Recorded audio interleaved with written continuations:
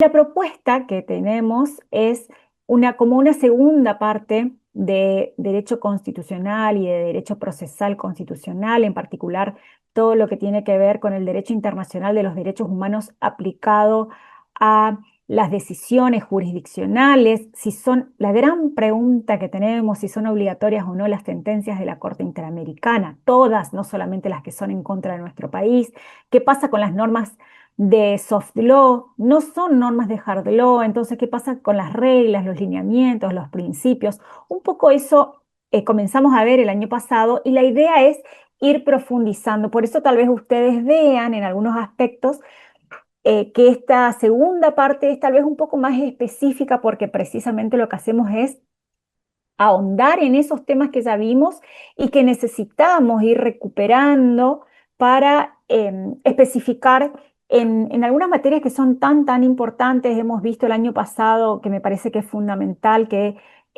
magistrados, funcionarios, bueno, todo el personal y toda la administración de justicia pueda conocer lo que es el principio de razonabilidad, los criterios de funcionalidad, los principios aplicables en materia de derechos humanos, todo esto que vimos el año pasado, ¿no? Entonces, a partir de eso que nosotros vimos el año pasado y que ustedes para hacer este curso tienen que mirar al menos las clases y las actividades que ustedes ya tienen pendientes en el campus virtual, la idea de esta nueva etapa es llevar adelante algunas, no solamente los criterios o los conceptos dados por la Corte Interamericana de Derechos Humanos, por algunos comités de derechos humanos de carácter internacional que pertenecen al Sistema Universal de Protección de los Derechos Humanos, como pueden ser el Comité de Derechos Humanos o el Comité del Pacto Internacional de Derechos Económicos, Sociales y Culturales, o los comités específicos de la Convención de los Derechos del Niño o de la CEDAW, que es la Convención para la Eliminación de todas formas de discriminación contra la mujer, sino que nosotros podamos ver cuál es este desplazamiento que hay desde el paradigma jurídico hacia la centralidad del juez.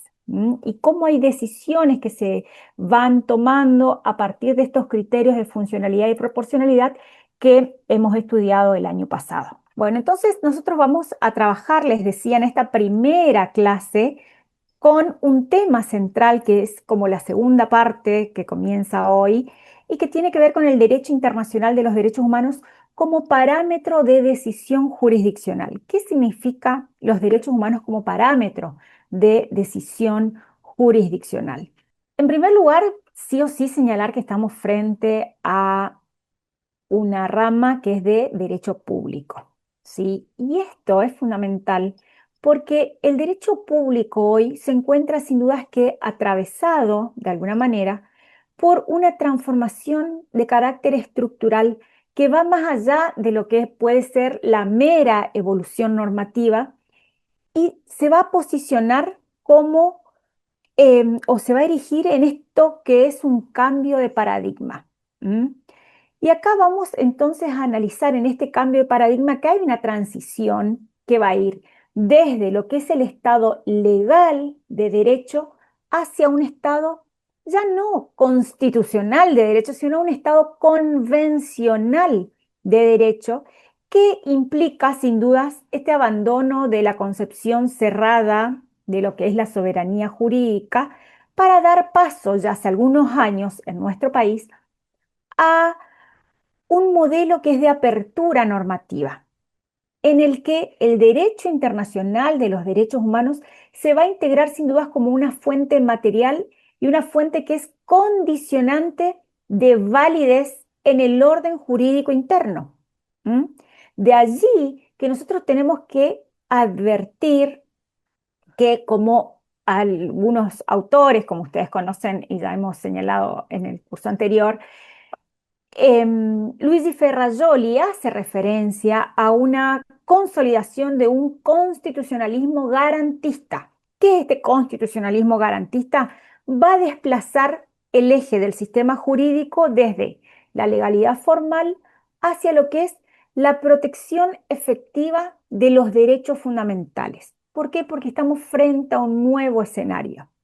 Decimos un nuevo escenario que ya tiene, por supuesto, sus más de 30 años, esta constitución, que en las clases seguimos diciendo esta nueva constitución, pero que por supuesto lo que nos resulta novedoso no es ya la constitución o el texto literal, sino la pregunta: ¿cómo debe ser aplicada esta constitución que a partir del artículo 75, inciso 22, ha ido jerarquizando distintos instrumentos jurídicos en materia de derechos humanos y lo ha hecho con esa frase que nosotros conocemos y que tanto ha sido debatida y se sigue preguntando y seguimos teniéndola ahí en el foco o en el eje de la discusión, los constitucionalistas, y tiene que ver con que esos instrumentos en materia de derechos humanos han sido jerarquizados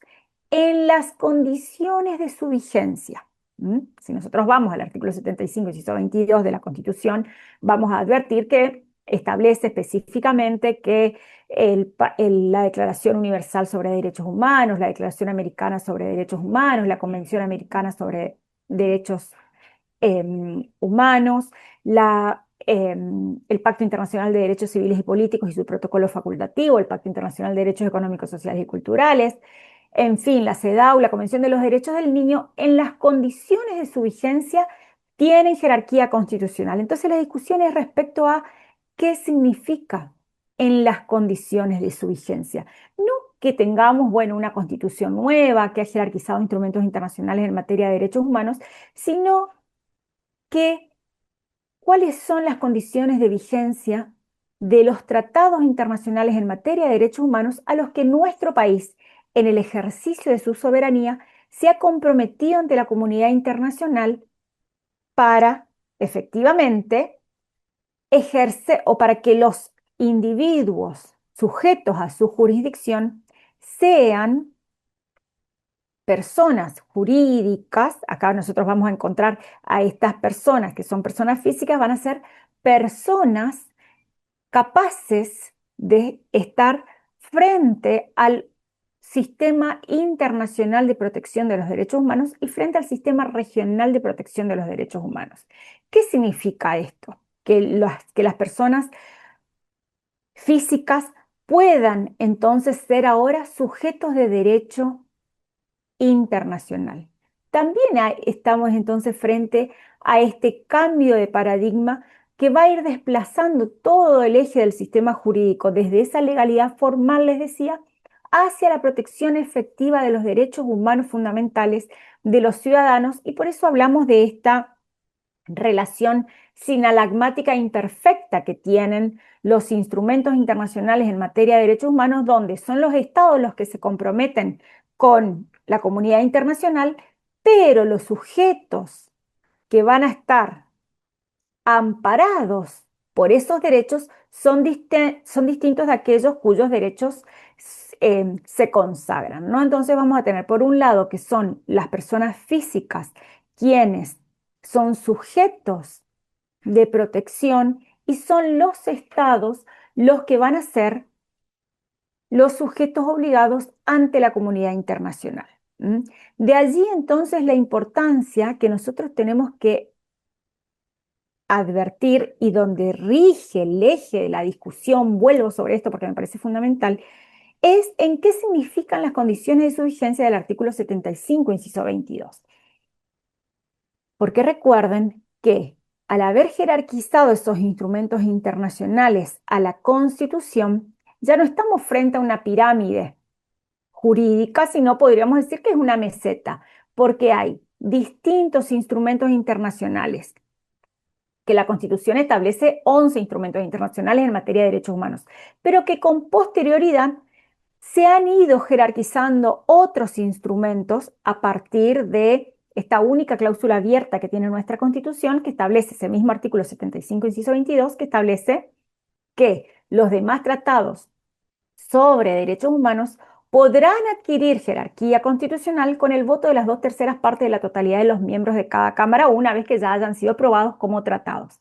En ese sentido, entonces, es importante destacar que ¿qué significa en las condiciones de su vigencia? ¿Por qué? porque no solamente vamos a estar receptando el texto literal de la convención, de los protocolos, de los pactos, de las declaraciones, sino que en las condiciones de su vigencia significa para nuestra Corte Suprema de Justicia de la Nación que esos tratados han sido receptados por nuestro país a través de la aprobación por parte del Congreso y de la jerarquización a la Constitución Nacional a través de la Convención Constituyente, con la interpretación que de esas normas hacen los organismos autorizados. Esto es, no solamente nos comprometimos con el pacto, con la convención, con el tratado, con el texto, sino con la interpretación. Y al comprometernos con la interpretación, esto es tal y como rigen en el ámbito internacional. ¿Esto qué significa? Que estamos frente a un sistema expansivo de derechos para los ciudadanos y de obligaciones para los estados. Razón por la cual en las condiciones de su vigencia, si entendemos que esto significa que vamos a ser parte de ese tratado tal y como rige en el ámbito internacional, es que vienen junto a los tratados las interpretaciones que de ellas han hecho los organismos internacionales. Y no solamente las que han hecho hasta el año 1994, sino las que hacen con posterioridad y actualmente rigen para todos los estados que son parte de esas convenciones. De allí que nosotros tengamos entonces que analizar ese cúmulo de normas, y les digo normas en sentido genérico, porque son tratados, pactos, declaraciones, informes, la jurisprudencia, ¿sí?, de carácter internacional, sentencias jurisdiccionales, pero también, por ejemplo, opiniones consultivas, observaciones generales, recomendaciones. ¿Esto tiene un límite o ese bagaje normativo, les digo normativo en sentido amplio, ese bagaje jurisprudencial en sentido amplio, continúa yendo hacia la expansión sin ningún tipo de límites? ¿Cuál es este universo al que nos hemos comprometido o hemos firmado acaso un cheque en blanco sin saber cuál es el compromiso por parte del Estado? Porque cada vez que se firman y se asumen ante la comunidad internacional derechos para cada uno de los ciudadanos, al mismo tiempo se están aceptando las obligaciones de carácter internacional para los estados, cuyo incumplimiento es pasible de generar responsabilidad internacional. ¿Mm? De allí entonces la importancia de advertir que estamos frente a un nuevo escenario, que la Constitución ya no funciona en soledad, no opera en soledad, sino que lo va a hacer en un diálogo constante con todos los tratados internacionales sobre derechos humanos, con los tratados internacionales que están jerarquizados a la Constitución, porque no todos los tratados de derechos humanos tienen jerarquía constitucional. Hemos visto y leemos a diario que algunos jueces y juezas, fiscales, asesores, etcétera, entienden que todos los instrumentos internacionales tienen jerarquía constitucional cuando esto no es así. Y por ahí citan algunos instrumentos diciendo este instrumento que tiene jerarquía constitucional y tampoco es de esta manera, ¿no? Entonces, que esos instrumentos internacionales sobre derechos humanos que están jerarquizados a la Constitución y los que con posterioridad han tenido o han sido elevados con jerarquía constitucional, están en un diálogo constante con nuestra Constitución y también entonces con la jurisprudencia encargada o de llevar adelante esa interpretación.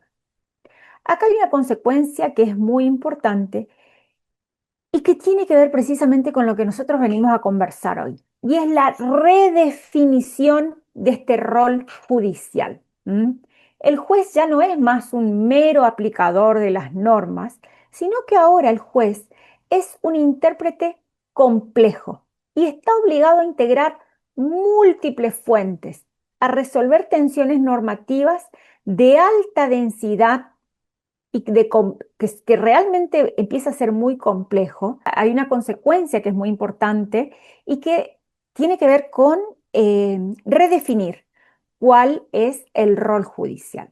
Entonces, en este caso, me parece que es fundamental saber, les decía un autor, eso les estaba por comentar, hay un autor que es Robert Alexy, que él hace referencia a este razonamiento jurídico contemporáneo y entiende que este razonamiento jurídico se va a configurar como un ejercicio de ponderación entre principios. Para quienes estuvieron en el curso del año pasado, recuerden que hicimos esta evaluación de lo que es la razonabilidad y la ponderación de los distintos principios, donde acá la decisión jurisdiccional va a adquirir una dimensión argumentativa que sí o sí es ineludible. No podemos pasar por alto esta función jurisdiccional que se va a transformar y que se proyecta mucho más allá de lo que es el ámbito interno y que se inserta entonces en un sistema jurídico que es multinivel y que a su vez es interno, pero también es internacional. Insertarse entonces en este sistema complejo de fuentes del derecho no, no es casualidad o no puede ser optativo para los jueces, para los fiscales, para los asesores y para todos los funcionarios, ¿no? Para toda la, como dice la Corte Interamericana de Derechos Humanos, para todos los órganos vinculados a la Administración de Justicia, sino que esto sí o sí es una exigencia derivada del propio diseño constitucional y del compromiso internacional asumido por el propio Estado en el ejercicio de su soberanía. Por eso, cuando nosotros hablamos del derecho internacional de los derechos humanos, fíjense que hacemos referencia como el derecho internacional de los derechos humanos eh, van sin dudas a influir en las decisiones jurisdiccionales, tenemos que tener un concepto siempre presente y que es el concepto de soberanía. De allí la importancia entonces que nosotros podamos conocer también las distintas fuentes del derecho internacional de los derechos humanos. Por eso vamos a hablar, bueno, esta era la filmina haciendo referencia a todo lo que es la centralidad del juez y cuál es el rol fundamental que tiene para poder llevar adelante la aplicación y el ejercicio efectivo de los derechos humanos en el ámbito interno, ¿no?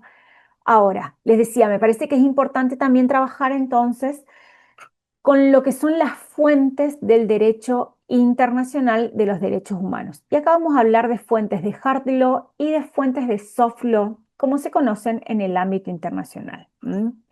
Acá tenemos que saber que el derecho internacional de los derechos humanos se estructura sobre una pluralidad de fuentes. Pensemos que es un abanico, un abanico de fuentes. Y estas fuentes no pueden de ninguna manera ser comprendidas de una lógica exclusivamente formalista, ¿m?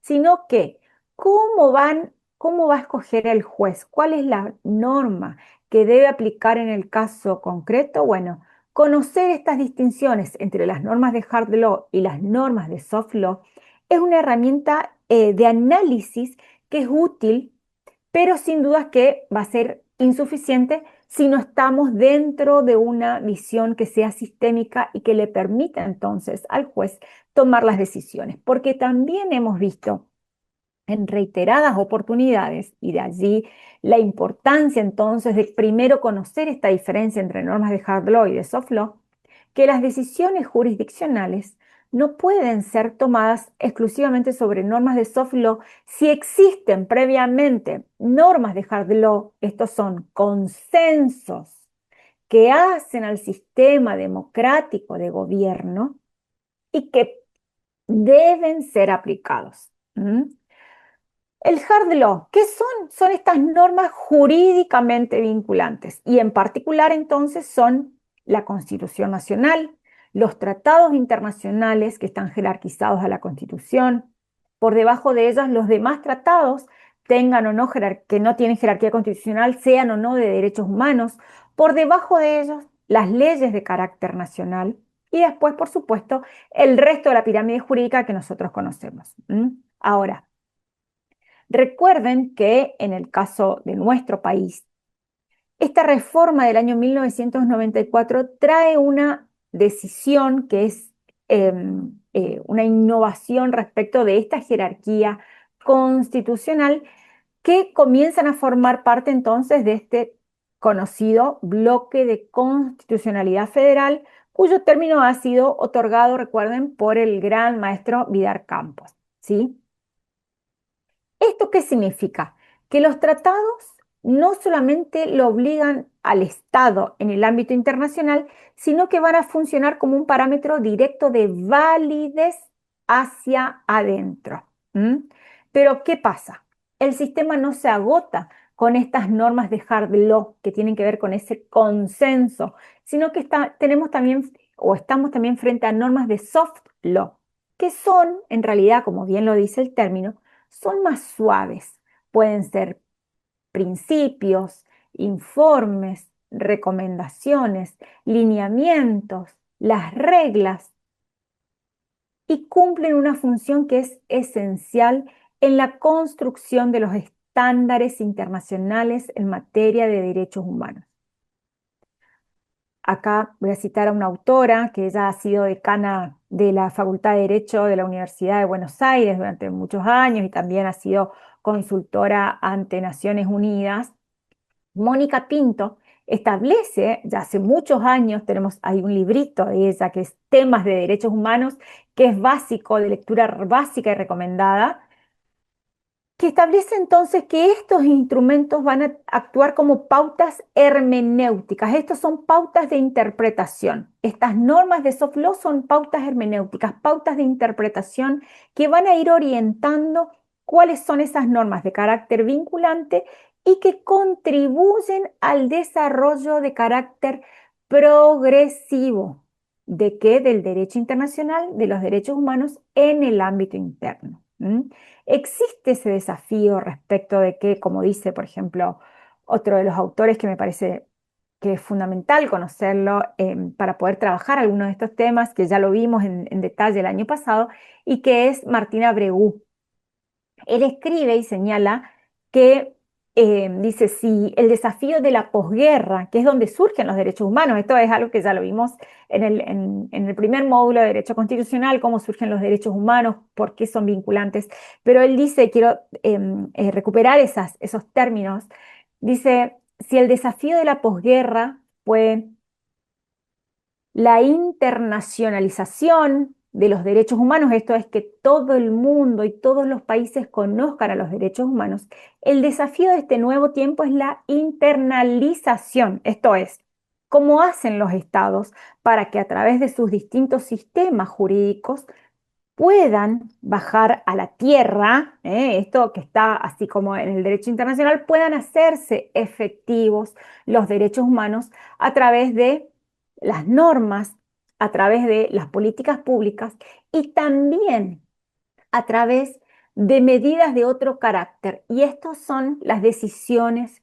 jurisdiccionales. Por eso no solamente se efectivizan los derechos humanos con el cumplimiento de la legislación o con las sanciones de nuevas normas, ni tampoco solamente con las políticas públicas a corto, mediano y largo plazo, sino que cada una de las sentencias jurisdiccionales de cualquiera de los fueros que ustedes piensen en este momento, en cualquiera de los fueros en los que ustedes se han especializado, los derechos humanos están presentes.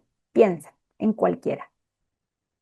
¿Por qué? Porque los derechos humanos son de carácter transversal y de allí la importancia entonces de que podamos tomar estos cursos de derecho constitucional, de derecho procesal constitucional, de derechos humanos, que nos va a permitir entonces conocer que la aplicación concreta de los derechos humanos se hace también día a día a través de cada una de las resoluciones y las sentencias que emitimos a través de nuestros fallos, de los interlocutorios, inclusive de simples providencias que nos van a demostrar el acceso a justicia, la celeridad de los trámites, y por supuesto, la defensa de las partes, el acceso de los justiciables y cada uno de estos temas que tiene que ver con el debido proceso legal y el acceso a la justicia que analizamos también en el curso pasado.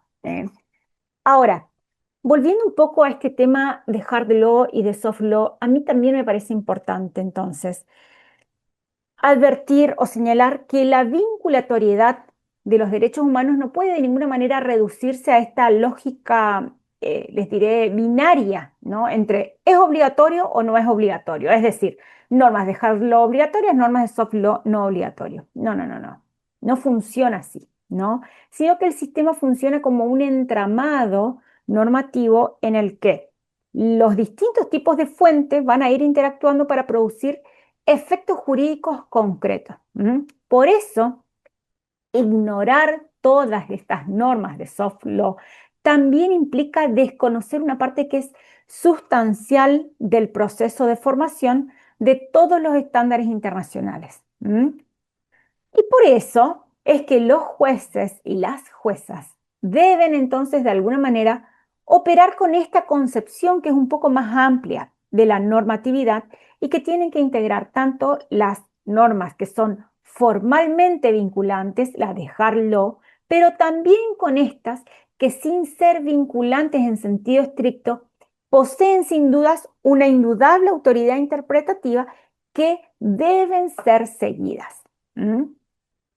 Ahora, otro de los temas que me parece importante poder abordar en la clase de hoy, en esta charla, tiene que ver con las fuentes del derecho internacional de los derechos humanos, a los que nos veníamos refiriendo recién, y el margen de apreciación nacional. ¿Qué es este margen de apreciación nacional y cuál es la relación que tienen con las fuentes del derecho internacional de los derechos humanos?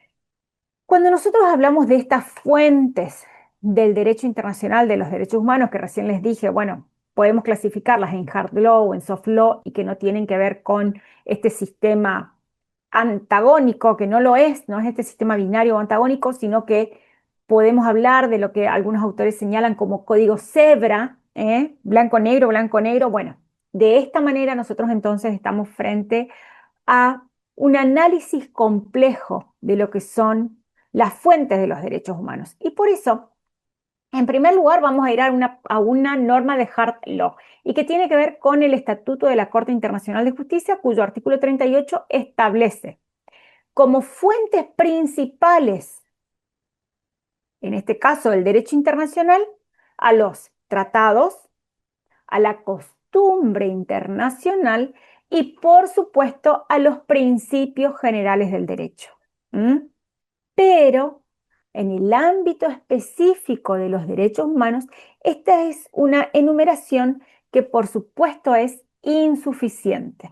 Porque acá recuerden que estamos hablando en este Estatuto de la Corte Internacional de Justicia, en el sistema de Naciones Unidas, se hace referencia entonces al derecho internacional. Ahora, cuando nosotros hacemos referencia a las fuentes del derecho internacional de los derechos humanos, también entonces tenemos que sumar todo lo que es la jurisprudencia de los tribunales internacionales, la jurisprudencia de los tribunales regionales, como es la Corte Interamericana de Derechos Humanos a través de sus opiniones consultivas y de sus sentencias, de la Comisión Interamericana a través de sus informes y de sus recomendaciones, y por supuesto a estas normas de soft law, que por ejemplo son, ustedes me van a decir, bueno, ¿cuáles son esas normas de soft law? Y como hemos visto, una norma de soft law con los que trabajamos los operadores de justicia son las 100 reglas de Brasilia. ¿Sí? ¿Son obligatorias las 100 reglas de Brasilia o no lo son?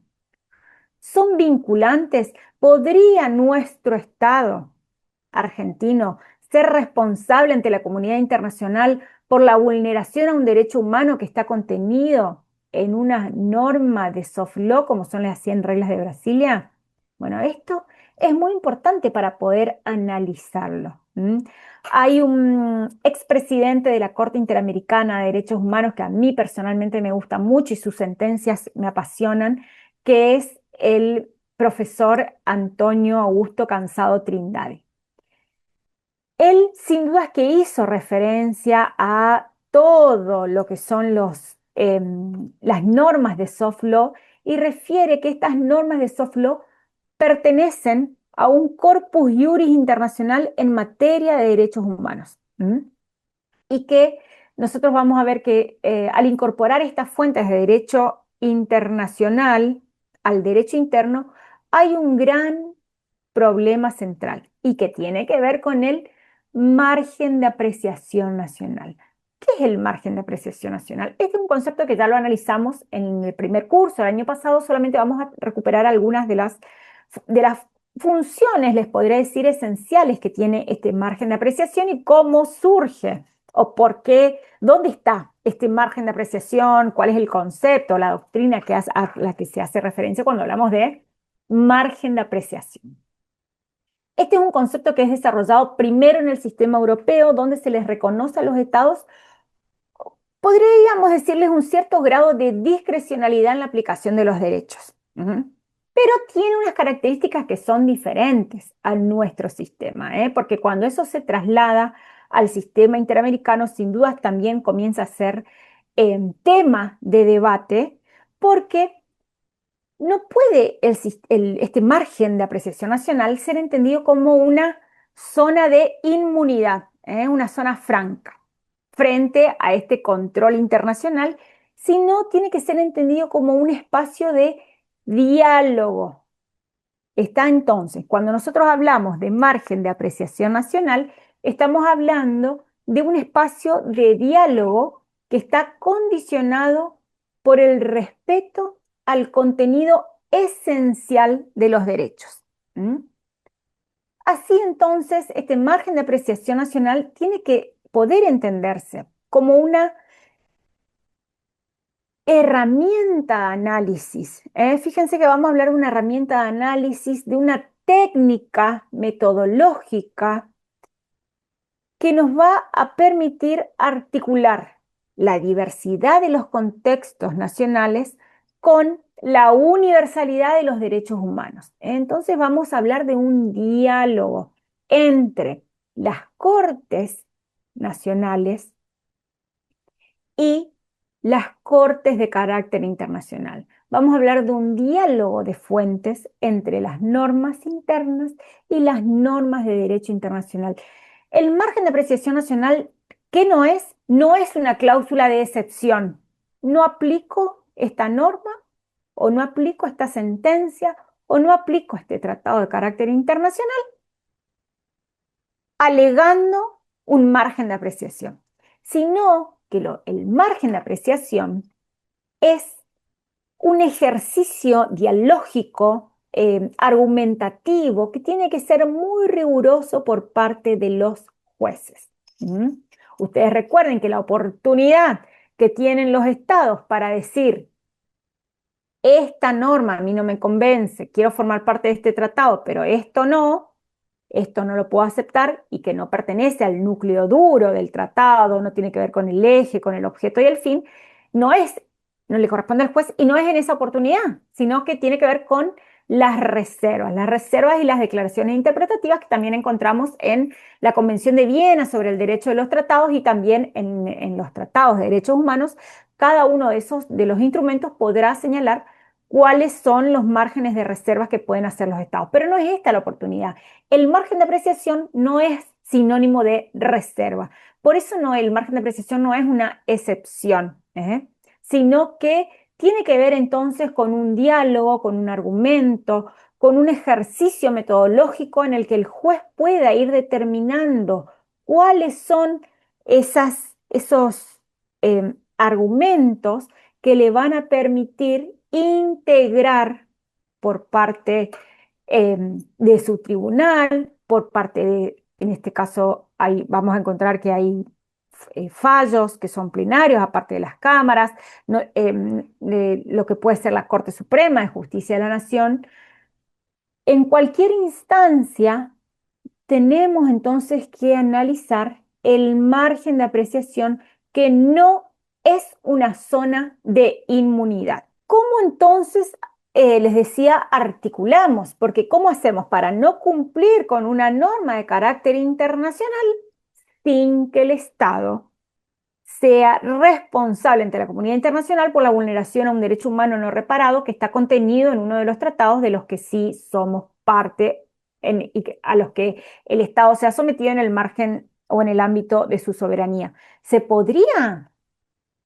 De allí, entonces, que nosotros tenemos que pensar que este sistema dialógico de fuentes a partir de precisamente el margen de apreciación nacional, analizar esos límites, ¿no? Que tiene la articulación del margen de apreciación nacional, que no es un régimen de excepción, sino que precisamente tiene que ver entonces con una mirada funcional, con una mirada evolutiva por eso les traigo acá, ustedes seguramente conocen estos lentes, sí que es una mirada funcional, una mirada evolutiva del derecho internacional de los derechos humanos y la aplicación en el ámbito interno.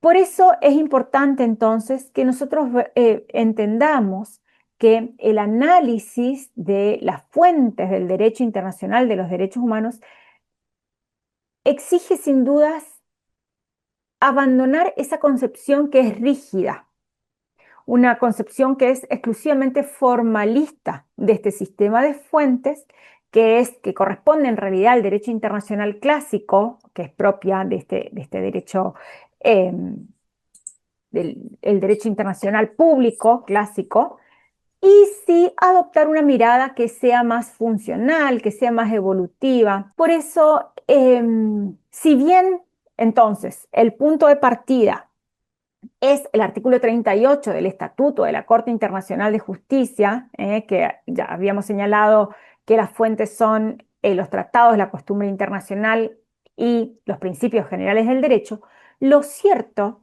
es que en materia de derechos humanos, este es un esquema que se ha visto ampliado, se ha visto ayornado tanto en el contenido de estos derechos como en los efectos operativos. Esto es en la operatividad. En la efectividad de los derechos humanos, como lo establece precisamente uno de los principios que analizamos el curso anterior y que tiene que ver con el principio de efectividad. ¿Recuerdan los que hicieron el curso? Este principio de efecto útil.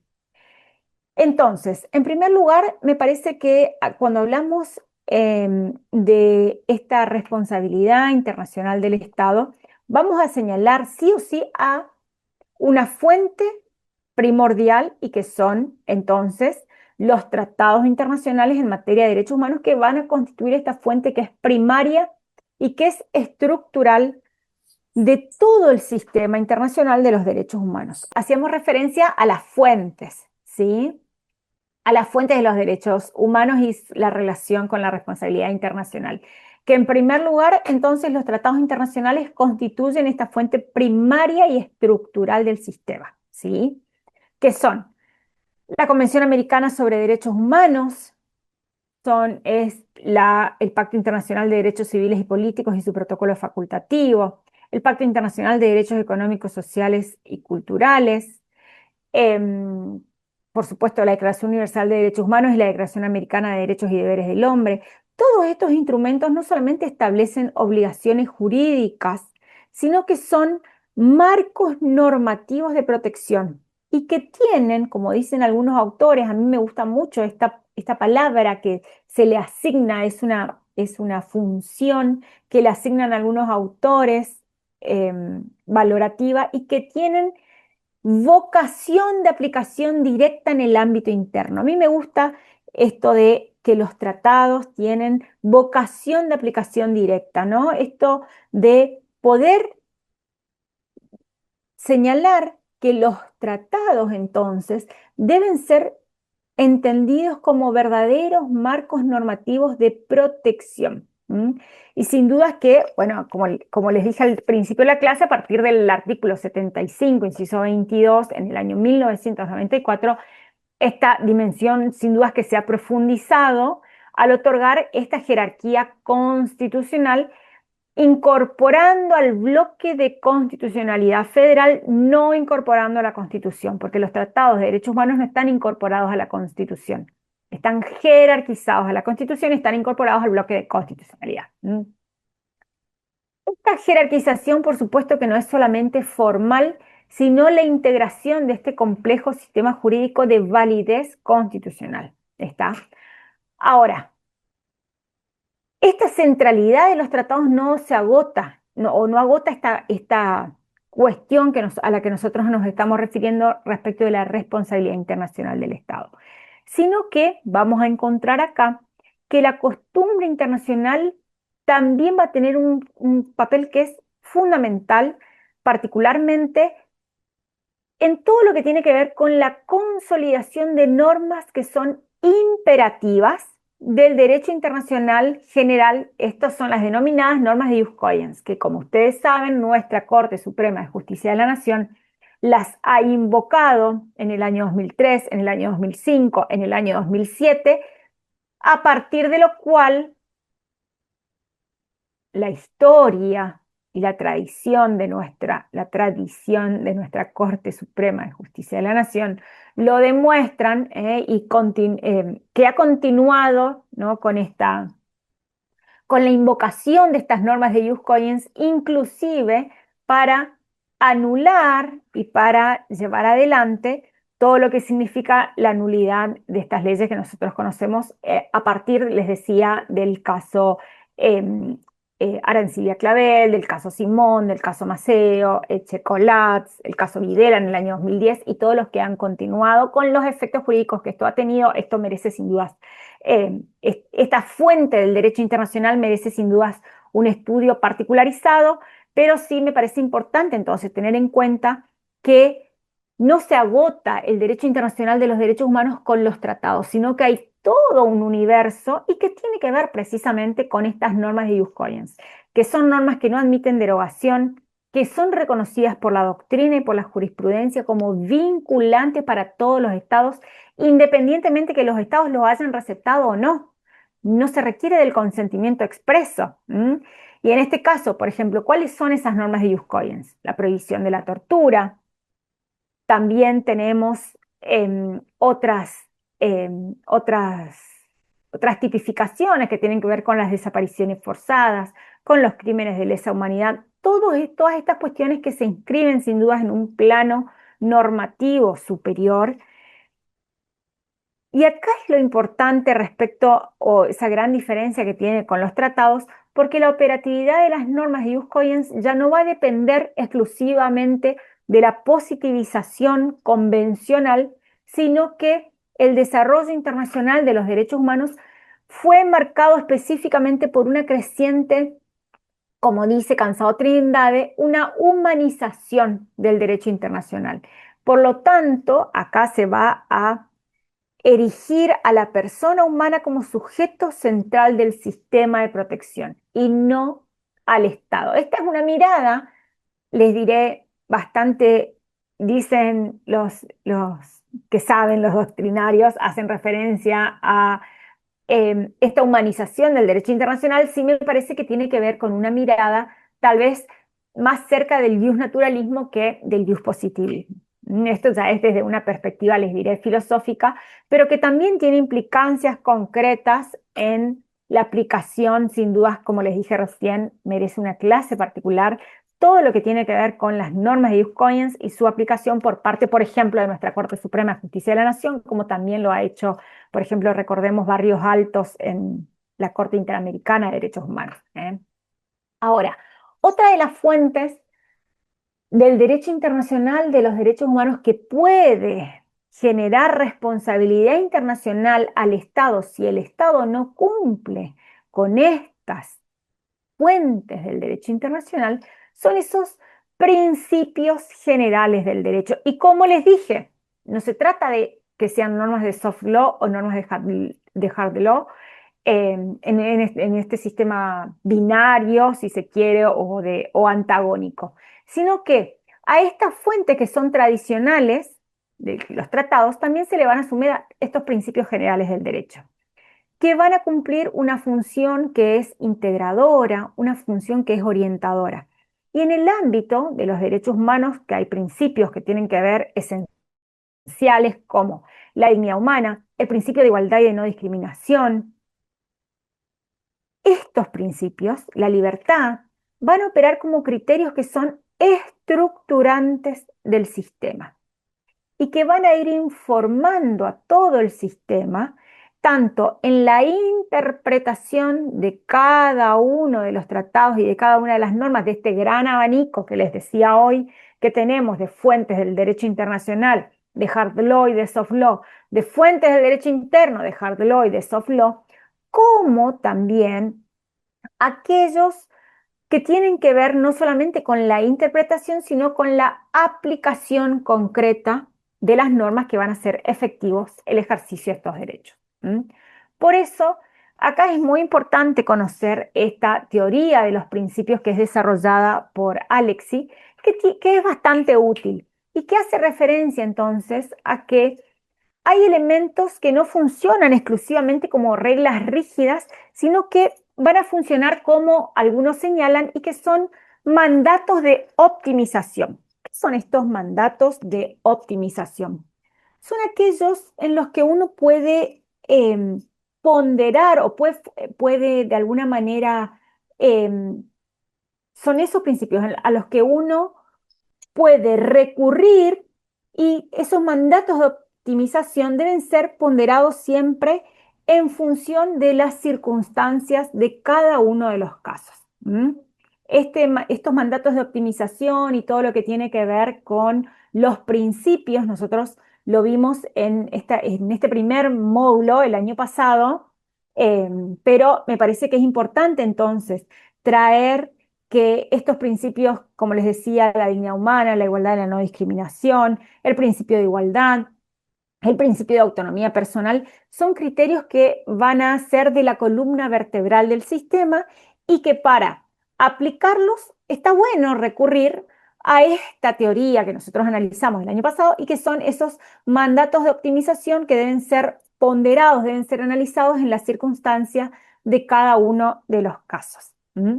Ahora, también me parece importante tener en cuenta que hay un rasgo distintivo en el derecho internacional de los derechos humanos y que tiene que ver con la expansión de las fuentes más allá de esta tríada clásica. Cuando nosotros hablamos de la tríada clásica, vamos a hacer referencia a los tratados, vamos a hacer referencia a los principios generales del derecho y también a la costumbre internacional entre las que se encuentran estas normas de ius cogens, ¿sí?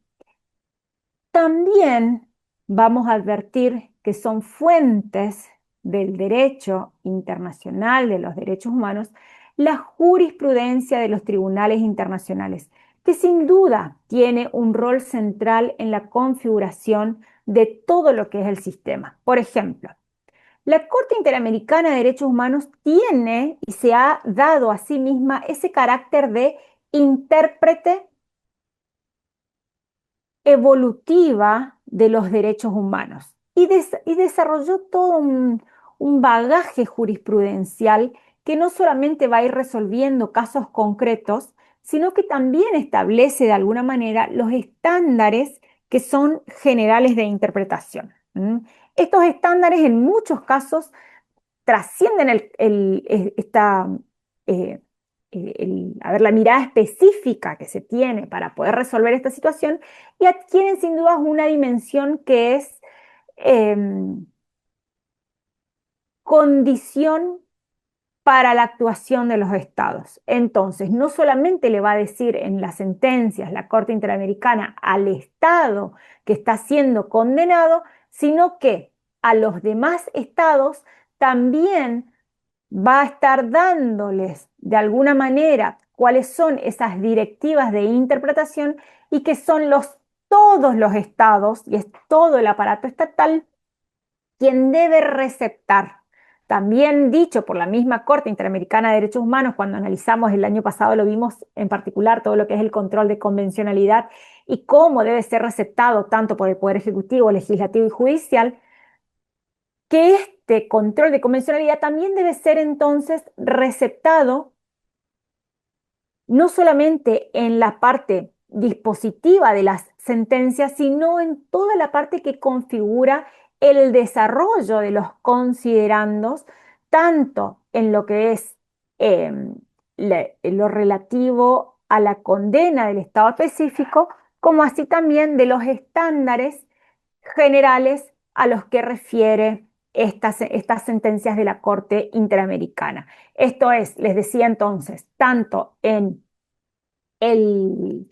en todo lo que tiene que ver en la sentencia con la ratio decidendi, como también aquellos obiter dicta que la Corte Interamericana de Derechos Humanos en sus sentencias que tienen 80, 90, 100, 200 páginas, sin dudas encontramos todos esos obiter dicta que también van a ser vinculantes para los distintos estados, parte de, en este caso, la convención. De allí que me parece también que es fundamental, ¿no? Que la cuestión de la obligatoriedad de la jurisprudencia de la Corte Interamericana de Derechos Humanos continúa siendo objeto de debates, intensos debates, y cuál es la vinculatoriedad o la obligatoriedad que tienen las sentencias de la Corte Interamericana de Derechos Humanos en cada uno de los estados que forman parte y que no solamente se han comprometido o han receptado la Convención Americana de Derechos Humanos, sino que también se han sometido a la jurisdicción de la Corte Interamericana, porque como ustedes saben, los estados pueden solamente formar parte del sistema interamericano de Convención de los Derechos Humanos y también pueden o no decidir en el ejercicio de su soberanía si se someten a la jurisdicción de la Corte Interamericana de Derechos Humanos. En el caso de someterse también a la jurisdicción de la Corte Interamericana de Derechos Humanos, lo hacen no solamente respecto de los actos, hechos o omisiones cometidos en el ejercicio de la soberanía estatal, sino también que comienzan a ser responsables por no adecuar su normativa interna y tampoco por no tomar medidas de otro carácter, va a decir el artículo 2 de la Convención Americana. Por eso es mucho más amplia, esta responsabilidad internacional es mucho más amplio. Estudiar este tema de responsabilidad es mucho más amplio que decir que un Estado no cumple con el derecho internacional, sino que tenemos que ver con qué fuente no cumple, cuál de sus poderes no ha cumplido, cómo, si ha cumplido, si ha reparado o no ha reparado, y si lo ha hecho respecto simplemente de un tratado, de una costumbre, de un principio, o bien de jurisprudencia que corresponde en el ámbito más amplio y que tiene que ver con todo lo que es el control de convencionalidad. ¿Mm? Entonces, si nosotros tenemos que analizar lo que es la jurisprudencia ampliamente aceptada, tenemos que decir que en lo que respecta a los estados parte en el sistema, las interpretaciones de la Corte Interamericana deben ser consideradas al menos como un parámetro que sea relevante de convencionalidad. ¿Mm? Y así hay otro presidente, expresidente de la Corte Interamericana de Derechos Humanos, que es el doctor Ferrer MacGregor. Él señaló que la jurisprudencia interamericana es un elemento indispensable para la correcta aplicación de la Convención porque define el alcance y el contenido. Entonces, esto es importante porque al definir el alcance y el contenido de la Convención Americana, estamos diciendo que es la Corte la que va a ir interpretando cómo ella debe ser aplicada en el ámbito internacional. ¿Mm? Ahora, cuando hablamos también de la responsabilidad internacional del Estado, me parece que es importante acá destacar algunas cuestiones que hacen al parámetro de decisión jurisdiccional. Esto es, cómo los jueces aplican este derecho internacional o no aplican el derecho internacional de los derechos humanos y cómo lo hacen en el ámbito de esta decisión jurisdiccional. Así, entonces, en primer lugar, me parece que tenemos que partir de una base en la que estamos de acuerdo, y es que el derecho internacional de los derechos humanos se consolidó entonces como un parámetro de decisión jurisdiccional. Esto es, esto les decía, en cualquiera de los fueros en los que ustedes estén trabajando, se estén desempeñando, en cualquiera de los fueros, nosotros vamos a estudiar al derecho internacional de los derechos humanos, ¿sí? Y los vamos a aplicar. Ahora, acá sin duda es que hay un nuevo escenario y que tiene que ver con que la función judicial ya no es mirada o ya no es concebida solamente como un ámbito autónomo y que inclusive podría ser inmune a todo lo que es el escrutinio internacional, sino que es una dimensión central de la actuación estatal, es uno de los tres poderes, poder ejecutivo, legislativo y judicial, y sobre todo tener en cuenta que todas las sentencias en las, de la Corte Interamericana en las que Argentina ha sido parte y ha sido condenada es por la actuación del sistema jurisdiccional. También en algunos casos lo es por cuestiones relativas al Poder Ejecutivo y al Poder Legislativo, pero sin duda es que en todas y cada una es porque la persona, en este caso, puede ser denunciante, puede ser la víctima cuando no es la denunciante, se ha visto comprometida en sus derechos humanos fundamentales por no tener una respuesta acertada por parte del servicio del sistema de justicia. Entonces, es importante acá tener en cuenta que las decisiones del Poder Judicial pueden comprometer directamente la responsabilidad internacional del Estado. Acá hay que tener en cuenta que frente al derecho internacional hay un principio que es clásico y que es el principio de unidad del Estado en el derecho internacional. Y que de acuerdo a este principio, el Estado va a responder internacionalmente por los actos de todos sus órganos, porque el que responde es el Estado frente a la comunidad internacional. No es que responde o poder judicial, o poder legislativo, o poder ejecutivo, y que tampoco lo hace poder judicial de la provincia de Misiones, poder ejecutivo de la provincia de poder judicial o poder legislativo, el consejo deliberante del municipio, no, sino que es el Estado. ¿Por qué? Porque hay un principio que es el principio clásico de unidad del Estado en el derecho internacional y que de acuerdo a este principio el Estado va a responder internacionalmente por los actos de todos sus órganos, cualquiera sea su naturaleza o cualquiera sea su jerarquía, su jurisdicción, su naturaleza. Acá vamos a encontrar que hay hay una comisión que ha redactado, la Comisión de Derecho Internacional, redactó un tratado particular y que tiene que ver con la responsabilidad del Estado por los hechos internacionalmente ilícitos y que esto fue afirmado de manera constante por la jurisprudencia internacional. Y así entonces, en el ámbito interamericano, la Corte Interamericana de Derechos Humanos ya señaló en reiteradas oportunidades, e inclusive en sentencias en contra de nuestro país, que la responsabilidad estatal puede derivar de actos del Poder Ejecutivo, del Poder Legislativo o Poder Judicial, en la medida en la que alguno de estos vulneren siempre obligaciones de carácter convencional. Esto es, no solamente el texto escrito de la Convención Americana sobre Derechos Humanos, sino también sobre la interpretación que de ella hacen todos los organismos autorizados.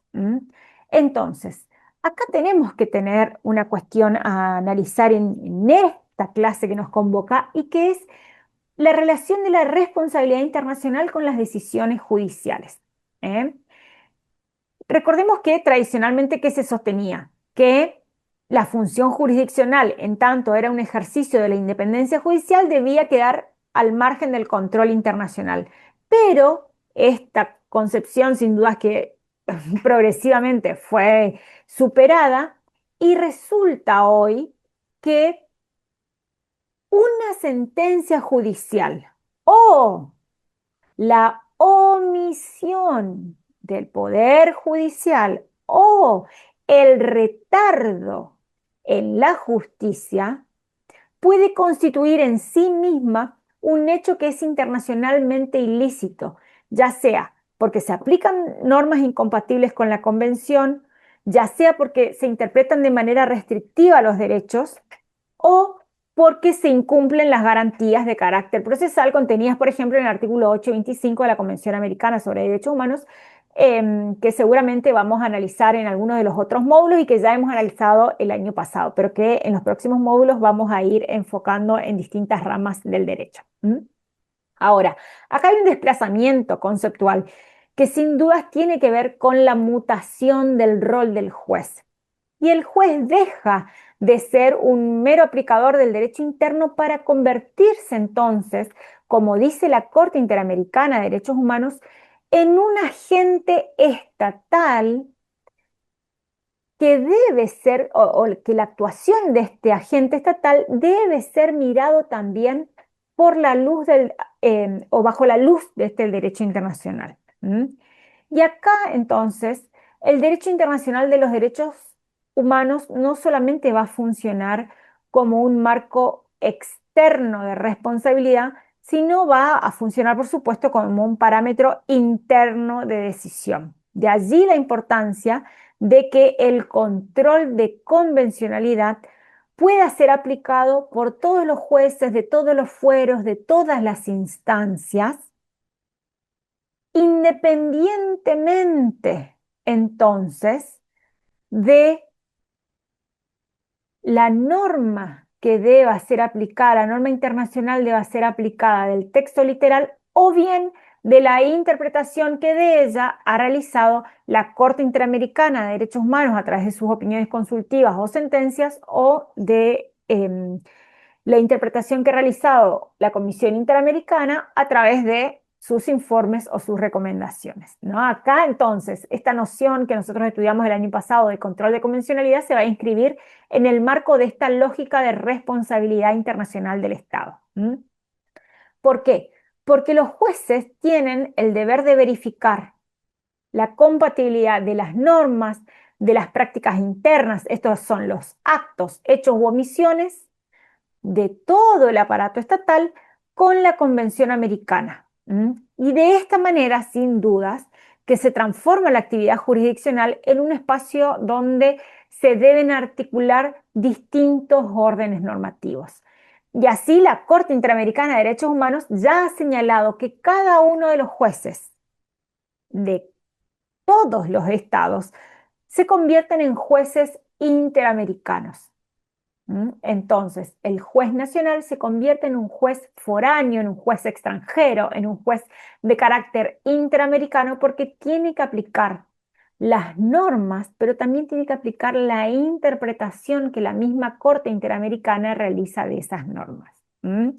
Es más trabajo, a partir de yo siempre les digo, ¿no? Vengo como un poco a la realidad a partir del año 2006, cuando la Corte Interamericana de Derechos Humanos en el caso Almonacid Arellano contra Chile dice, bueno, son los jueces los que deben llevar adelante una especie de control de convencionalidad y después, eso fue en septiembre del año 2006, y en noviembre del año 2006 dice la Corte Interamericana ex oficio, ¿no? Que los jueces deben aplicar de oficio el control de convencionalidad, y ya no dice una especie, sino dice de oficio y aplicar el control de convencionalidad. Esto es en el caso trabajadores cesados del Congreso de noviembre del año 2006. Y siempre digo, porque soy ex, yo soy exjudicial, eh, y siempre digo, hubo una discusión en nuestro país pendular, con decisiones pendulares de la Corte Suprema de Justicia de la Nación respecto a si el control de constitucionalidad debía ser de oficio o a pedido de parte. Y sin embargo, de la noche a la mañana el control de convencionalidad es de oficio.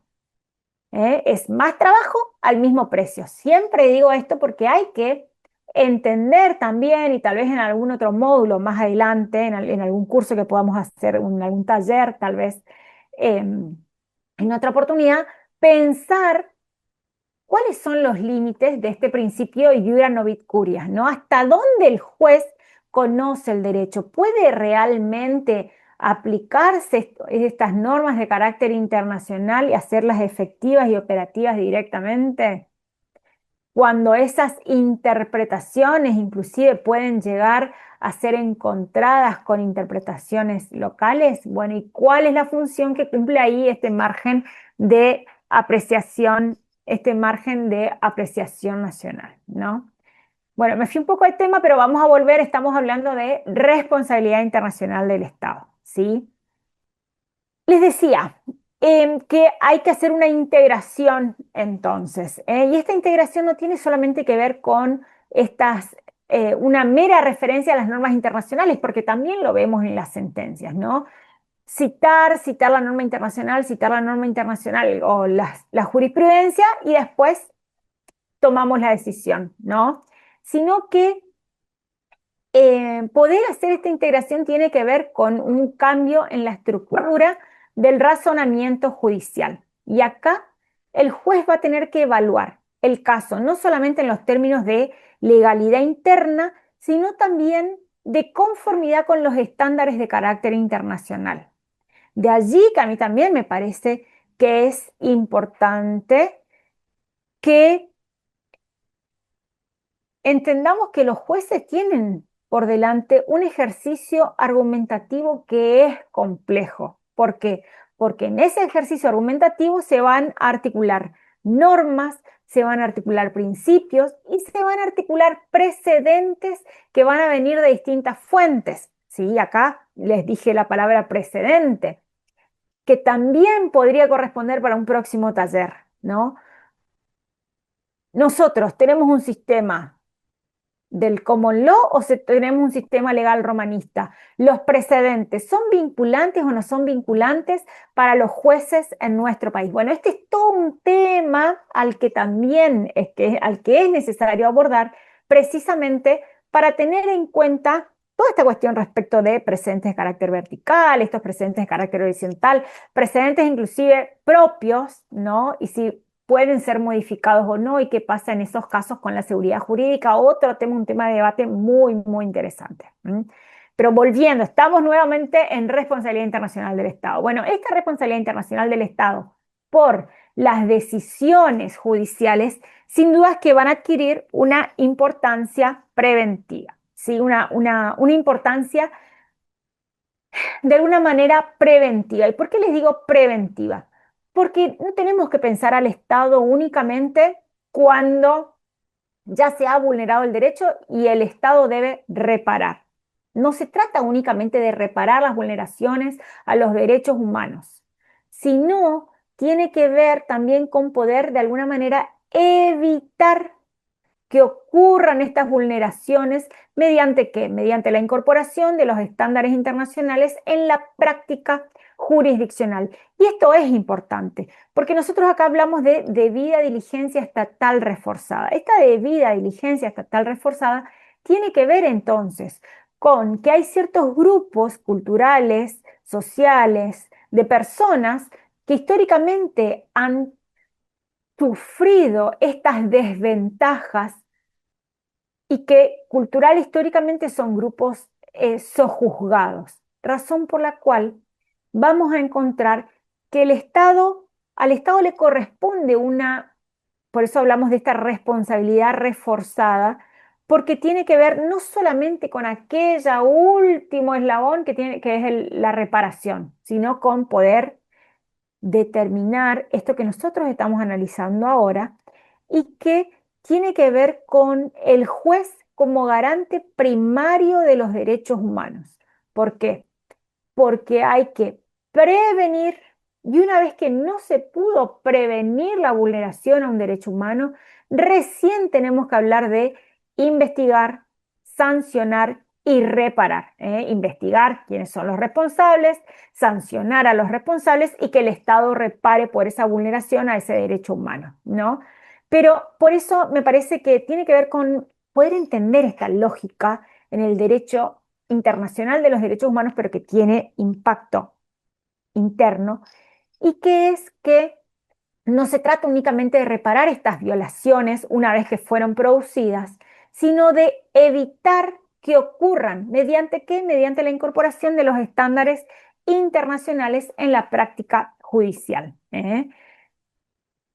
Vamos a analizar en los últimos años, como señalan algunos autores, Cansado Trindade, que les dije, Ferrer MacGregor, que son jueces de la Corte Interamericana de Derechos Humanos, que han sido jueces y que son profesores extraordinarios, y que señalan que en realidad el derecho internacional de los derechos humanos cada vez se orienta más hacia la prevención de las violaciones y esto va a ir reforzando cuál es el papel del juez como garante primario de los derechos humanos, ¿eh?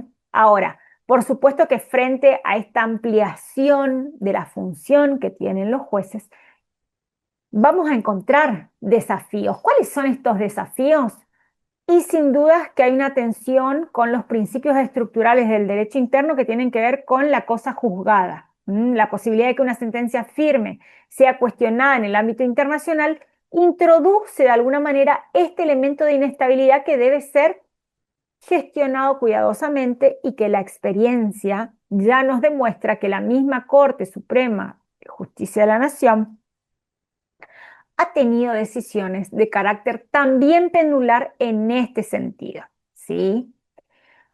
Ahora, otro de los aspectos que me parece crítico señalar respecto de la aplicación de este control de convencionalidad es la relación entre el control de convencionalidad y la independencia judicial, ¿eh? Esto en realidad es una tensión que podría ser más aparente que real porque la independencia judicial es una garantía de los justiciables y que está orientada a asegurar cuáles son esas decisiones que deben ser fundadas en derecho.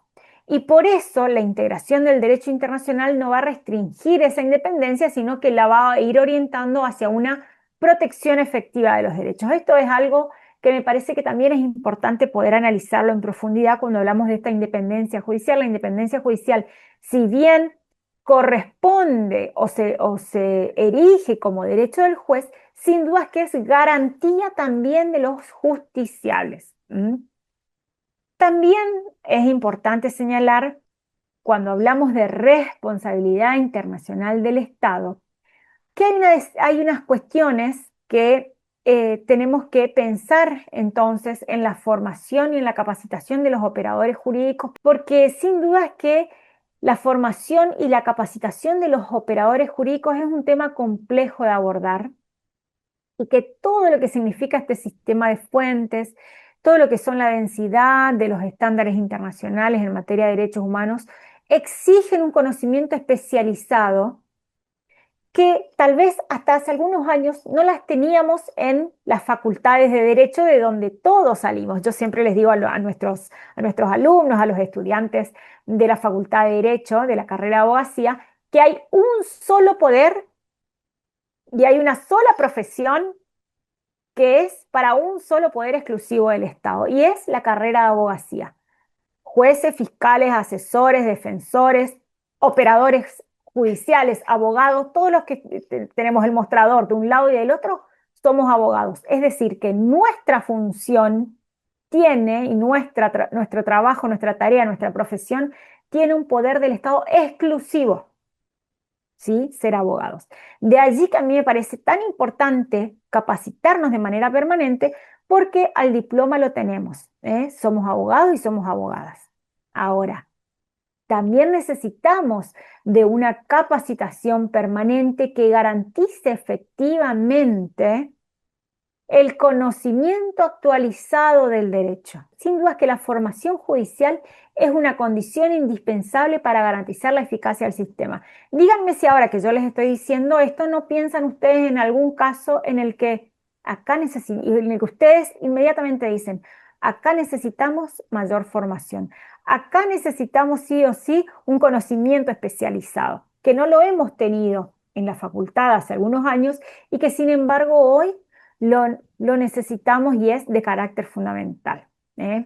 Ahora, cuando nosotros hablamos de responsabilidad internacional del Estado, también me parece importante destacar, en este caso, que la responsabilidad internacional del Estado por las decisiones judiciales, estas decisiones de jueces, pero que cuando hablo de decisiones también tienen que ver con asesores de niños, niñas y adolescentes, tiene que ver con todo lo que es el Ministerio Público de la Defensa, el Ministerio Público Fiscal. Esto no tiene que ver con una subordinación automática del derecho interno al derecho internacional, ¿no? Sino se trata de este proceso de articulación que exige un diálogo constante entre los distintos sistemas. Este es un diálogo en el que el juez desempeña sin duda un papel que es central en la medida en la que los jueces son los encargados de traducir estos estándares internacionales en soluciones que son concretas y que de alguna manera deben respetar al mismo tiempo todos los principios que son estructurales en este orden constitucional, ¿no? Por eso es importante entonces que podamos capacitarnos. Vuelvo a felicitar a todos y a cada uno de ustedes por estar acá, porque realmente me parece que es importante entonces que podamos entender que la incorporación del derecho internacional de los derechos humanos como un parámetro de decisión judicial transformó todo lo que es el régimen de responsabilidad estatal. Y la función judicial va a ser hoy un espacio en el que de alguna manera se amalgama o donde convergen las distintas normas de carácter internacional, estas que hemos visto de fuentes de carácter internacional y de carácter interno, en el que no solamente se va a ir definiendo cuál es el caso concreto, sino también vamos a ir midiendo el grado de cumplimiento de las obligaciones internacionales del Estado. Por eso, estos procesos van a ir imponiendo a los jueces una responsabilidad que es reforzada, que esta responsabilidad reforzada obliga a integrar el derecho internacional y asumir el rol como garante de la convencionalidad en el ámbito interno. Les pongo ahí como la gran pregunta, criterios y límites, ¿no? ¿Qué es la res interpretata y qué es la res judicata? Nosotros acá vamos a hablar de la res interpretata. Esto es la cosa que se interpreta, y después vemos su contrapunto o su opuesto, cuál es el alcance, los fundamentos, y vamos a ver si estos pueden o no ser parámetros de decisión jurisdiccional en los casos de res interpretata. Acá tenemos que advertir que hay, sin dudas, como venimos diciendo desde que comenzó la clase, una consolidación del derecho internacional de los derechos humanos como este parámetro de decisión jurisdiccional que exige precisar cuál es el alcance de la jurisprudencia internacional más allá del caso concreto. ¿Son obligatorias las interpretaciones que se realizan en un caso concreto o no? En este punto entonces es donde nosotros vamos a trabajar sobre este tema y que es res interpretata. Poder entender esto es indispensable para poder delimitar todo el marco en el que los jueces deben expedirse, ¿sí? Y en particular es importante para poder delimitar si los jueces nacionales deben integrar la jurisprudencia de todos los tribunales internacionales y en particular, por supuesto, la jurisprudencia de la Corte Interamericana de Derechos Humanos. Así, me parece importante entonces que nosotros básicamente podamos señalar qué es la res interpretata y qué es la res judicata. Cuando hablamos de res interpretata vamos a estar haciendo referencia a la autoridad interpretativa que tienen las decisiones de un tribunal internacional respecto del contenido y del alcance de las normas convencionales más allá de las partes que han intervenido en el caso. En cambio, cuando nosotros hablamos de res judicata, estamos haciendo referencia al efecto vinculante de la sentencia en relación con las partes en el litigio, ¿sí? La res interpretata lo que hace es proyectar los efectos hacia el conjunto de los demás estados partes que van a ir fijando criterios interpretativos que van a definir cuál es el significado de esas obligaciones convencionales. Podríamos decir que res judicata es interpartes, ¿sí? para que se entienda, y res interpretata es para todos los estados parte, que comienzan a tener su obligatoriedad, como les decía hoy, no solamente respecto del texto literal de la convención, sino de la interpretación que de ella hacen los organismos autorizados, ¿no? Esta es una distinción que por supuesto no la hago yo, sino esto lo ha llevado adelante hace ya muchos años, viene trabajando la doctrina especializada, donde la jurisprudencia de la Corte Interamericana no solamente va a resolver controversias particulares o individuales, sino que cumple con una función que establece estándares que deben ser observados por todos los estados en su actuación de carácter general. ¿Eh? Así, vamos a ver que hay todo un corpus iuris internacional que refiere exclusivamente a lo que es la res interpretata. Esto es, cómo deben ser interpretadas las normas de la Convención Americana. Entonces, por supuesto que esta res interpretata no es una fuente formal autónoma. Recuerden que las fuentes las habíamos estudiado a partir del artículo 38, inciso primero del Estatuto de la Corte de Justicia Internacional. Esta no es una fuente formal autónoma, sino que va a ser un efecto derivado de la función interpretativa de la Corte Interamericana de Derechos Humanos. Y acá el fundamento tiene que ver con la necesidad de garantizar la uniformidad y coherencia en la aplicación de los tratados. ¿Y por qué decimos esto? Porque recuerden que habíamos señalado que el artículo 75, inciso 22, así habíamos comenzado la clase, en el artículo 75, inciso 22, de nuestra Constitución Nacional, se establece que esos instrumentos internacionales en materia de derechos humanos tienen jerarquía constitucional en las condiciones de su vigencia. ¿Sí? Y nosotros decimos, bueno, ¿cuáles son las condiciones de su vigencia? Y las condiciones de su vigencia es aplicar tal y como son entendidos en el ámbito internacional. ¿Y cómo son entendidos en el ámbito internacional? Y bueno, a través de esta interpretación que se hace, que si bien no es un corpus iuris autónomo, sí, es decir, no es una fuente formal autónomo, sí tiene que ver con este efecto. Un efecto que podemos decir que es un efecto expansivo, un efecto que también de alguna manera va a ir unificando y dándole coherencia en la aplicación de los tratados de derechos humanos, porque quien lo interpreta la Corte. ¿Para quién? Para todos los estados, parte de la convención, ¿sí? Ahora, esta res interpretata va a imponer sin dudas a los jueces nacionales este deber de consideración reforzada de la jurisprudencia internacional. No tiene que ver con aplicar automáticamente y menos mecánicamente cada una de las sentencias o hablar de precedentes, sino integrar los estándares en el razonamiento judicial. ¿Mm? Y así la Corte Interamericana ya dijo de manera reiterada que los jueces internos deben ejercer el control de convencionalidad, teniendo en cuenta no solamente la convención, sino también la interpretación que de ella realiza el Tribunal Interamericano. Esto lo vamos a encontrar en cada una de las sentencias de la Corte Interamericana cuando estudiamos control de convencionalidad, que lo hicimos en el primer módulo. Vamos a encontrar entonces como esta frase se repite siempre, haciendo referencia a que no solamente los jueces deben aplicar la convención, sino la interpretación que de ella realiza el Tribunal Interamericano. ¿Mm?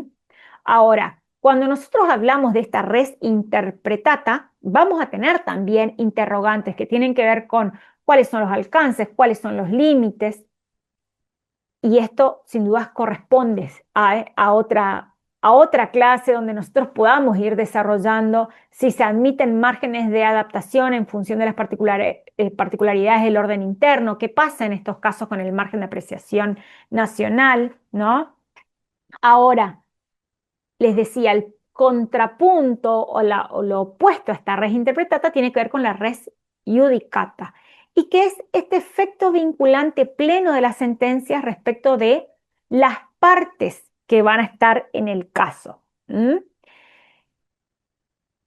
Porque la res iudicata lo que hace es imponer una obligación de cumplimiento directo, de cumplimiento inmediato, por ejemplo, también con las medidas de reparación. En cambio, cuando nosotros hablamos de esa res interpretata, va a ser únicamente como ese estándar interpretativo que debe ser considerado, pero que va a tener una aplicación concreta que va a estar dado por un proceso de adecuación. Está, de allí la importancia entonces de eh, conocer estas diferencias que la da la doctrina, la da la misma jurisprudencia de la Corte Interamericana, donde vamos a encontrar estándares interamericanos sobre derechos humanos que tienen que ver con res interpretata y vamos a encontrar aquellas obligaciones concretas de cumplimiento directo, de cumplimiento inmediato que tiene que ver con la res judicata,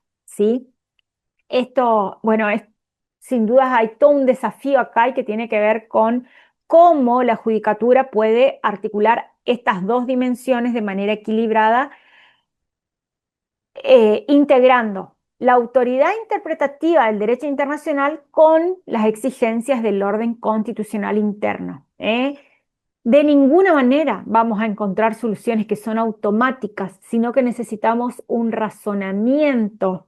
Cuando hablamos de este razonamiento, recuerden lo que vimos el año pasado, todo el desarrollo constitucional que hemos visto por parte de la Corte Suprema de Justicia de la Nación del artículo 28 de la Constitución, ¿no? El principio de razonabilidad, de proporcionalidad, de funcionalidad, de ponderación de estas normas, ¿no? Este es un ejercicio que, como les decía, no es inmediato, sino que serán los jueces quienes tengan que operar en este contexto de pluralidad de fuentes y al mismo tiempo de una alta densidad normativa. Si nosotros tenemos que hacer algunas conclusiones. En primer lugar, me parece que es importante entonces entender que el derecho internacional de los derechos humanos dejó de ser un subsistema tal vez periférico, y se convierte en un componente que es estructural de todo lo que es el orden jurídico interno. ¿Mm? Lo que les digo no es poesía, no es una declaración axiológica o los valores, sino que esta es una afirmación que está respaldada por transformaciones que son de carácter normativas, por transformaciones que son de carácter jurisprudenciales, por transformaciones que tienen que ver con la adjudicación de responsabilidad internacional por el incumplimiento a una obligación internacional por parte del Estado, en este caso todas, les reitero, todas las sentencias de la Corte Interamericana en contra de Argentina han sido en alguna medida porque no, el Poder Judicial no ha respondido de manera suficiente ni de manera completa o en algunos casos ha omitido estas responsabilidades. Por eso no es decir, les digo, esto no es una mera declaración axiológica y decir, bueno, que el derecho internacional de los derechos humanos deja de ser periférico y comienza a convertirse en una situación estructural del orden jurídico. Suena muy lindo, pero en realidad tenemos que ver que el derecho internacional de los derechos humanos tiene consecuencias concretas que son de carácter normativo, que son de carácter jurisprudencial y por supuesto en cuestiones de carácter de responsabilidad internacional. Y ustedes saben que cuando hablamos de responsabilidad internacional vamos a estar hablando también de presupuesto. Entonces también hay que tener en cuenta esas cuestiones, ¿no? Porque las reparaciones, tanto pecuniarias como no pecuniarias, tienen de alguna manera que ser respaldadas por un presupuesto. Entonces, hay cambios que son concretos, hay cambios que son reales y hay cambios que también deben ser entonces receptados por la función jurisdiccional. Acá sin dudas el juez se encuentra en una intersección al momento de tomar la decisión y que tiene que ver con una responsabilidad decisoria que es calificada. ¿Mm? Cada uno de los pronunciamientos judiciales contribuye a determinar el grado de cumplimiento de las obligaciones internacionales del Estado. La decisión judicial ya no es concebida como un mero acto de subsunción normativa, sino que es un proceso argumentativo complejo donde se van a integrar distintas fuentes y de esta manera, entonces, se deben ponderar los principios de distinta jerarquía. Como dice Alexis, la estructura del razonamiento jurídico contemporáneo exige una racionalidad que es práctica y que debe ser orientada a la optimización de los derechos humanos fundamentales y que eso implica, sin dudas, necesariamente un ejercicio de ponderación. Por eso, acá cuando nosotros hemos visto esta diferencia entre hard law y soft law, tiene que poder o tenemos que poder mirarlos desde una nueva perspectiva, lejos de constituir estas categorías que son excluyentes, ¿no? Esto que les decía, este binarismo o esta oposición antagónica, estas dos formas de normatividad, tanto hard law como soft law, tienen una nueva significación y se integran en todo un sistema funcional en el que los tratados son un núcleo obligatorio de las obligaciones y los instrumentos de soft law van a contribuir a su interpretación, al desarrollo progresivo y de esta manera entonces pueden interactuar estas normas de hard law o de soft law. También hemos hecho un análisis respecto de las fuentes del derecho internacional de los derechos humanos y de la responsabilidad internacional por las decisiones judiciales, donde se introduce estos temas que son relevantes para todo lo que es la configuración del sistema. Y acá me parece que es importante, entonces, referirnos nuevamente al control de convencionalidad que va a ir transformando la función judicial en un espacio de garantía de los derechos humanos, donde el juez va a actuar como un primer intérprete del sistema interamericano. Ahora, cuando nosotros hablamos de esta expansión del parámetro de decisión de los jueces, no está exenta de las tensiones que nosotros podemos ver, sino que hay una necesaria articulación que generar entre el derecho internacional y el derecho interno. ¿Cuáles son estos principios que nos van a dar lugar a próximos debates y espero que a próximos talleres? Y tiene que ver en particular con qué pasa con la supremacía constitucional, con la seguridad jurídica, con el instituto de la cosa juzgada y en algunos casos hasta de la prescripción. Acá hay tensiones entonces que no pueden ser resueltas por soluciones simplistas, No podemos analizar esto como si fuera lineal.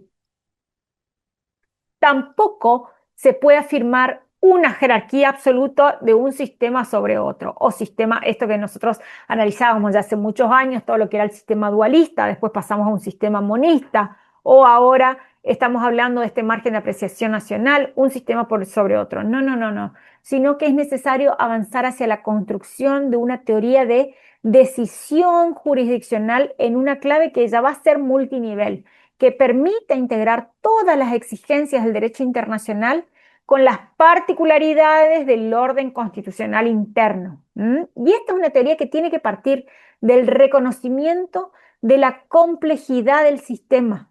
No es lineal el problema y por lo tanto la solución tampoco va a ser lineal. Hay una necesidad sin dudas de desarrollar y de comenzar a mirar herramientas metodológicas que orienten esta labor jurisdiccional, ni hablar de cómo ustedes lo van a analizar en los próximos módulos a partir de este segundo curso de Derecho Procesal y que tiene que ver con la aplicación de la inteligencia artificial en las decisiones jurisdiccionales, el análisis de las sentencias a través de las herramientas que nos permiten las inteligencias artificiales y hacia dónde caminamos en esta nueva tecnología que sin dudas vino para quedarse, ¿no? Acá entonces es fundamental saber que la interpretación conforme tiene un lugar que es central. ¿Por qué? Porque permite armonizar todas las normas internas con los estándares internacionales sin necesidad de recurrir a una invalidación directa. Y por eso es necesario entonces, de alguna manera, modular los efectos y la construcción de soluciones que permitan o que faciliten la adaptación de los estándares internacionales en materia de derechos humanos a las realidades nacionales, ¿no? Y por eso también habíamos abordado otro de los temas que a mí personalmente me parece fascinante para poder entender la lógica del derecho internacional de los derechos humanos, y es la noción de soberanía, que debe ser reinterpretada a la luz de todas estas transformaciones, que lejos de desaparecer, la soberanía se reconfigura como este espacio de articulación entre sistemas, en el cual el Estado mantiene su identidad institucional, pero al mismo tiempo debe cumplir con sus obligaciones internacionales. Y por eso tenemos que de alguna manera abandonar también esta concepción defensiva de la soberanía, donde no queremos que nos miren, sino tenemos que adoptar esta visión que es dialógica, ¿eh? Volver al diálogo, en este caso al diálogo internacional. El diálogo siempre es propicio para la democracia. Y necesitamos también no solamente valorar la democracia en el ámbito de nuestra soberanía, sino es necesario empezar a pensar también la democracia en el ámbito del sistema internacional. Esta es una gran oportunidad para fortalecer la protección de los derechos y para que, por supuesto, los organismos que están encargados de llevar adelante esta protección de los derechos también lo puedan hacer en un sistema que sea dialógico, en un sistema que respete todos los principios estructurales del sistema, y que sin dudas no estamos en un proceso mecánico, no estamos en un proceso automático, sino que exige del compromiso, de un ejercicio de razonamiento sofisticado, capaz que sea, no lo podamos ver, ¿no? Tal vez no lo podamos ver nosotros, pero tenemos que propender a que el derecho internacional de los derechos humanos no solamente venga, en este caso, a través de las constituciones, y que no se limite directamente a ser aplicado en el margen de todas estas, en este margen de apreciación nacional, sino que podamos pensar en los jueces del siglo XXI. Nosotros ya tenemos recorrido un cuarto de siglo. ¿eh? El juez del siglo XXI tiene que aprender a operar en un contexto de pluralidad de fuentes, de alta densidad normativa y sin duda en un sistema muy social, cultural, económico, político, muy, muy complejo. Son nuevos escenarios y por eso necesitamos nuevas miradas, nuevas perspectivas, donde tengamos no solamente el conocimiento técnico, sino también una actitud crítica y una actitud que sea reflexiva y humana frente al derecho y frente, por supuesto, a las construcciones de mejores y mayores democracias.